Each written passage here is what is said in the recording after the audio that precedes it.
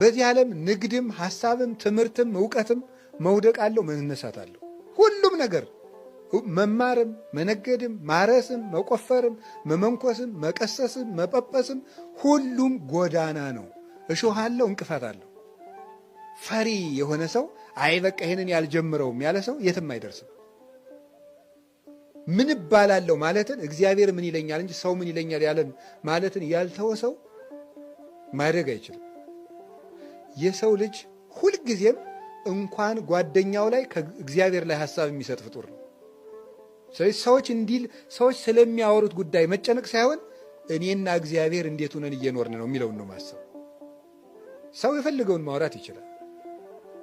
እኛ ግን መስራት ያለብን የራሳችን። ስለዚህ ከፈሪነት መጠበቅ፣ ሰው ምን ይለኛል የሚለውን ወይም እንዲህ ቢገጥመኝሳ ብዋረድሳ አሬባስ አልነካካ አለ ማለት የምንችለውን ነገር በእግዚአብሔር አምነን ሰው አማክረን አቅደን መስራት። የተበላሸው ይበላሽ፣ የተረፈው ይተርፋል። እንደዚህ ነው መሞከር። አሁን ብዙ ሰው ራሱ በእኛ ቤት ያለው ሰው ሁሉ የባስ አስተምሬ ከሚበላሽ አብድ በአርም ሞቱ ይመስል ጠቢበ ተብዬ ብኖር ይሻለኛል። በቃ በዝምታዬ ሊቅ ብባል ይሻላል። እንደው አይ ሊቁ ገሌ አባፋቸው ነው እንጂ የማይናገሩ ብባል ይሻላል ብሎ ተጎልቶ እንደ ድንጋይ አይደለም መናገር። ተናገር። ሃይማኖት ከሆነ ከተማርከው ተናገር። እግዚአብሔርን እየፈሩ እግዚአብሔርን መፍራት ነው እንጂ ሰው መፍራት ያበላሻል። ሁልጊዜ እየተሰቀቁ ብኖር መሻሻል የለም። ክርስቲያኖች ሲጋቡ ቀለበት ያደርጋሉ። ቀለበቱ ፍርቅ የሌለው ነው፣ ጉጠትም የሌለው ወይም ደግሞ ፈርጥ ነው የሚባለው አይደለም። ፈርጥ የሌለው ወይም ደግሞ ፍርቅ የሌለው። ፍርቅ የሌለውን ቀለበት ብትዞሪ ጫፉን የት ላይ ነው የምታገኘው? ጫፍ የለውም፣ ዝም ብሎ መዞር ነው። እና ይሄ ዘላለማዊ ሕይወት ነው።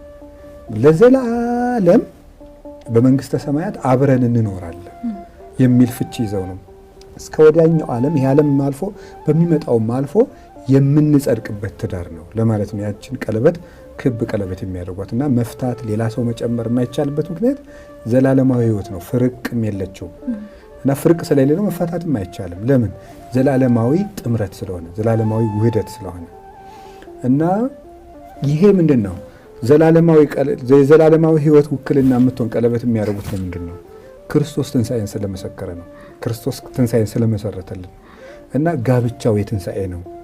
ስጋዊ ፈቃድን ለመፈጸም በኑሮ ለመረዳዳት ወይም ደግሞ ገንዘብ ለማጠራቀም ወይም ኑሮ ስለቸገረው አይደለም ሰው የሚያገባው። ሰው ግን ይህን ይረዳል አይረዳም ሌላ ነገር ሆኖ፣ መሰረታዊ ነገር ግን ትዳር ራሱ የድህነት ሰንሰለት ነው እና ያንን ያደረገው ማን ነው? መድኃኔዓለም ነው። ልክ በዕለተ ዓርብ ምን አደረገ? ከጎኑ ደም ፈሰሰ። ከጎኑ በፈሰሰው ደም ቤተክርስቲያንን የመሰረታት። የአዳም ሚስት ከየት ነው የተገኘችው? ከጎኑ ነው። ክርስቶስ ደግሞ ምንድን ነው? ዳግማዊ አዳም ነው። የአዳም ሚስት ከጎኑ የተገኘችበት ምክንያት የክርስቶስ ሙሽራ ደግሞ ከጎኑ በፈሰሰ ደም ስለተገኘች ነው። ስለዚህ ያቺ ሙሽራ ቤተክርስቲያን የሰውም የሚስቱ አምሳል ስለሆነች ነው። ያንን መስርቶ በትንሣኤውም ደግሞ ይህንን አክብሮልናል። ያለ ትንሣኤ የሚፈጸም ነገር የለም። ቤተክርስቲያን ለምሳሌ ስንጠመቅ ክርስትና ስንነሳ ራሱ ትንሣኤው ነው የሚከበር። ወተቀበርነ ምስሌሁ በጥምቀት ይላል ቅዱስ ጳውሎስ ሮሜ 6 ላይ ሲናገር፣ በጥምቀት ከሱ ጋር ተቀብረናል። አብረነው ከተቀበርን ደግሞ አብረነው እንነሳለን ይላል። ቄሱ አሁን ሲያጠምቅ ወራጅ ውሃ ቢኖር ወራጅ ውሃ የሚፈቀደው ከሌለ ደግሞ ማጥመቂያ የውሃ ጉድጓድ ወይም ደግሞ ገንዳ ቤተክርስቲያን ትሰራ ትችላለች። ካልሆነ ደግሞ ልጁን ሊያሰጥም የሚችል ገንዳ ሊሆን ይችላል፣ ገበታም ሊሆን ይችላል። እዚያ ቄሱ 3 ጊዜ ብቅ ጥልቅ ያደርገዋል ሕፃኑ። ያን የሚያደርግበት ምክንያት ምንድን ነው? ወደ ታች ሲያሰጥመው መቀበሩን ጌታ፣ ሲያወጣው ደግሞ መነሳቱን የሚያመለክት ነው። እና ስንጠመቅ ክርስትና ስንነሳ ራሱ ትንሣኤያችን እየመሰከርን ነው። ጾም ራሱ የምናበዛው ለምን ይመስልሻል? አሁን ከኛ ቤተክርስቲያን ከ260 ቀናት በላይ ጾም ነው ኦርቶዶክስ ቤተክርስቲያን ውስጥ። ለምንድን ነው? የማይበላበት ህይወት የት ነው? ሰማይ ውስጥ ነው። እና ለዚያኛው ዓለም ነው የምንኖረው። ሰው ሊነግድ ሄዶ ይህ ዓለም እንደ መነገጃ ቦታ። አሁን የሰው ልጅ እያደረገ ያለ ምኞቱን እያደረገ ነው። የተቸገረ ነው። ምኞቱ እቅድ ይመስለዋል። እንዴ እኮ ችግር እኮ ነው። እቅዱ ተግባር ይመስለዋል። አይደለም። ቅዱስ ሚካኤል እንዲገለጥለት የፈለገ ሰው ቅዱስ ሚካኤል የታየው ታይቶኛል ብሎ ያስባል። አንድ ሰው ሚስት ሊያገባ ቢያስብ እንዳገባ ስላሰበ ያገባ ይሆናል? አይሆንም። አጭቶ ማግባት አለበት። አንድ ሰው ቤት መስራት ስለፈለገ ቤት የተሰራለት አይሆንም፣ መስራት። እንደዚያ ነው። ስለተመኘን ብቻ ቅዱሳን ይገለጡልናል ማለት አይደለም። ከእግዚአብሔር ጋር መሆንን ቆይ እግዚአብሔር የሚገለጥልን ሳይገለጥልን መስራት የሚገባንን ምኑን ሰርተው ጨርሰ ነው። መጀመሪያ እኮ ሳይገለጥልን የምንሰራው ብዙ አለ። ሳይገለጥልን የምንሰራው በሕጉ ያስቀመጠው ተገልጦ የሰራውን ሳንሰራ እንደ ድግም ተገለጥ እንዴ እኮ ይገርማል። ተገልጦ ሰጥቶን ይል እንዴ ለመጨረሻ ጊዜ ነግሮናል እኮ ብሏል ቅዱስ ጳውሎስ። ለኛ ግን በዘመን መጨረሻ እግዚአብሔር በልጁ ነግሮናል ብሏል። የመጨረሻውን መገለጥ አድርጓል። እሱም ከድንግል ማርያም ያደረገው መገለጥ። ሰዎች ሁልጊዜ ስለ ራሳቸው የሚጠይቁት ጥያቄ አለ። የመጀመሪያው እኔ ምንድን ነኝ ብለው ይጠይቃሉ። ሁለተኛ የእኔ መጨረሻ ምንድን ነው ብለው ይጠይቃሉ። ይሄ ጥያቄያቸው መልስ የሚያገኙ በክርስቶስ ነው። የምትነሳ ፍጡር ነህ። ዘላለማዊ ሕይወት ያለ ፍጡር ነህ። የሰው ልጅ ክብሩ መብላትም፣ መጠጣትም፣ መሸለምም፣ መልበስም፣ መሾምም፣ ሀብት ማከማቸትም፣ ማወቅም፣ ንግግር አሳምሮ መናገርም፣ በሰዎች ማስጨብጨብም እንደዚህ ማለትም አይደለም። የሰው ልጅ ክብሩ ዘላለማዊነቱ ነው እና የሰው ልጅ ክብሩ በክርስቶስ ትንሣኤ ስለተመለሰ ነው የትንሣኤያችን በኩር የምንለው እና ሰው ራሱ ሃይማኖት ራሱ የኖረው ትንሣኤ ስላለ ነው። ትንሣኤ ባይኖር ሃይማኖት አያስፈልግም። እኔ ሀብታም ለመሆን ሃይማኖት አያስፈልገኝም። ወይ ጠንክሬ መቆፈር ነው፣ ወይ ጠንክሬ መነገድ ነው፣ ወይ ጠንክሬ መማር ነው። ሃይማኖት የሚያስፈልገኝ የሃይማኖት ዋጋው የዘላለም ሕይወት በማውረስ ነው። ያመንነው ለዚያ ነው።